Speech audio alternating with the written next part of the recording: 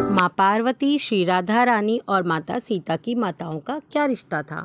नमस्कार दोस्तों, क्या आप जानते हैं कि माँ पार्वती, श्री राधा रानी और माँ सीता की माताएं आपस में बहनें थीं।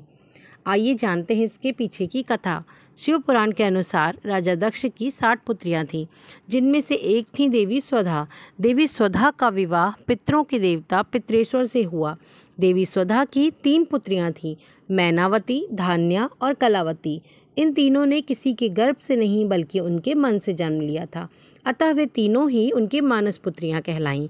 वे अत्यंत ही सुंदर और प्रभावशाली, ये तीनों ही देवियां परम योगिनी और ज्ञानी थीं तथा सदैव योग में लगी रहती थीं। एक बार वे तीनों ही विष्णुलोक भगवान विष्णु के दर्शन को गईं। वहाँ सनकादि मुनि भी पधारे।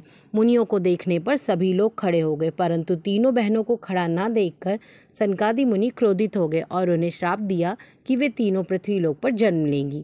जिसके बाद मैनावती, धान्या और कलावती ने उनसे क्षमा मांगी और सनकादि मुनि ने खुश होकर उन्हें वरदान दिया कि मैना राजा हिमवान से विवाह कर स्वयं माँ पार्वती की माता बनेंगी, धान्या राजा जनक की पत्नी सुनैना माता सीता की माता बनेंगी तथा देवी कलावती वृषभानु की पत्नी कीर्ति श्री राधा रानी की माता बनेंगी।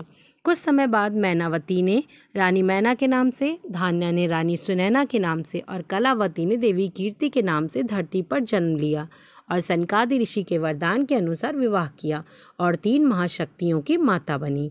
माता सीता का विवाह श्री राम से हुआ और माता पार्वती का विवाह भगवान शिव से हुआ और श्री राधा रानी भगवान श्री कृष्ण की प्राण प्रिया बनी।